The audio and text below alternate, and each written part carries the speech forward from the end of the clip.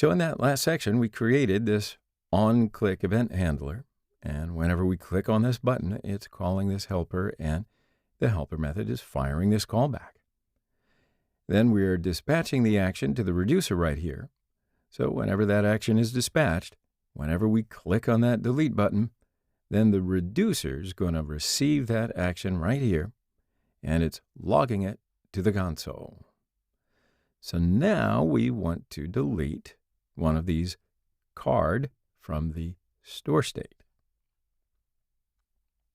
So to do that, first of all, we have to check the type of action, because we don't want to delete it for every action, right? We only want to delete it if the action type is delete card. So let's just perform a little check right here. So I'm going to check the type with the switch case. And I will say switch and open up my parentheses. And then I will check the action dot type here. Then I will say case delete card and put a colon at the end of it. And this means if the action type is equal to delete card, if that is the case, then we're going to do something. And what we're going to do is update the state. Now, remember, when we update the state, we don't want to do anything destructive, right? We don't want to alter the original state. We want to work out a non-descriptive way to do this. And we can do that by using the filter method, because the filter method doesn't alter the original array. It creates a new array.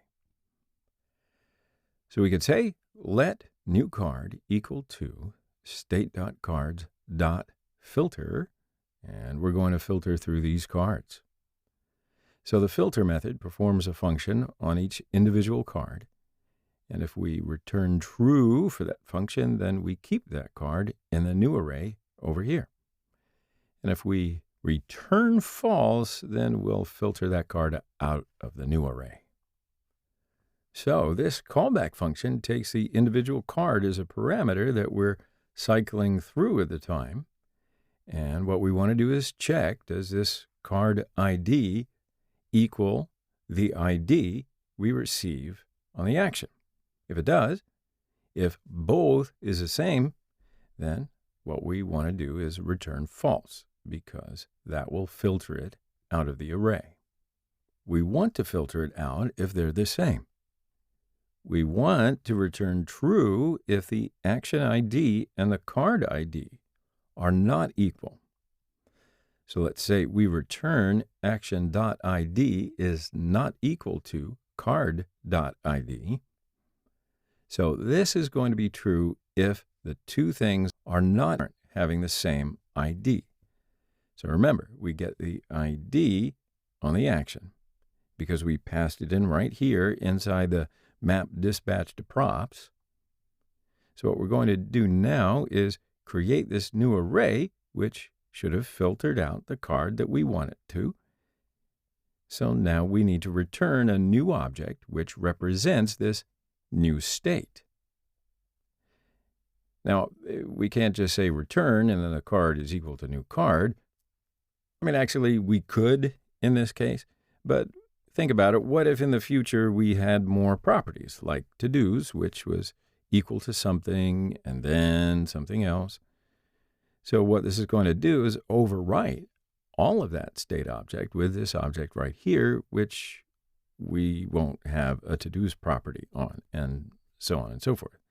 So we don't really want to do that. We do want to take the current state and we want to spread it like that so that all of the properties from the state are returned inside this object. Then we override the cards property with the new cards. Okay, that's what we need to do. So then inside the switch statement, I will say default, semicolon, and return state. So if we didn't have any action, this switch case returns the state as default. So let's save all that, and oh boy, let's see if it works. So we come over here and delete that card. then you see the card goes away. And right after that, we get an error. So it says, cannot read property title of undefined. Well, that's fine because we don't have any card that has this route parameter Alex right here. So we don't have Alex right now because, well, we deleted it. So right now what I'd like to do is immediately after clicking the delete button, it redirects you to the contact page instead of seeing this deleted page, right? Because we don't want to show the user the deleted card page. We want to show the blank page. And this will also solve the issue that we have here. So let's do that. We'll do that inside the card component. So if we come up to where we deleted the post, this is where I'll redirect the user to the contact page. And after this thing has been done, after that, we can then say this .props history and then use the method that's called push. So this is the function built into the React router. Now, as you may remember, we did mention this in a previous tutorial. So this is the function. Now, how can we redirect someone to another page? So in our case, we want to redirect the user to just /contact, which is the contact page. So let's save this and check, see if it works. So let's go back to the contact page. And if we click on one of these, and let's see if it will navigate us to that card. And yes, if I hit delete, it goes back to the contact page and it's not here anymore. Okay, so we deleted that card. It's not here. Good. So let's click that and delete it. All right, so now we don't have any cards right now. So there you go. So that's how we map dispatch to props, how we call that dispatch from the component, and when that dispatch is received in the reducer, how we can update the state. So you know what? That's Redux in a nutshell. So why don't we take a pause right here and we will move onward and upward in the next video. See you then.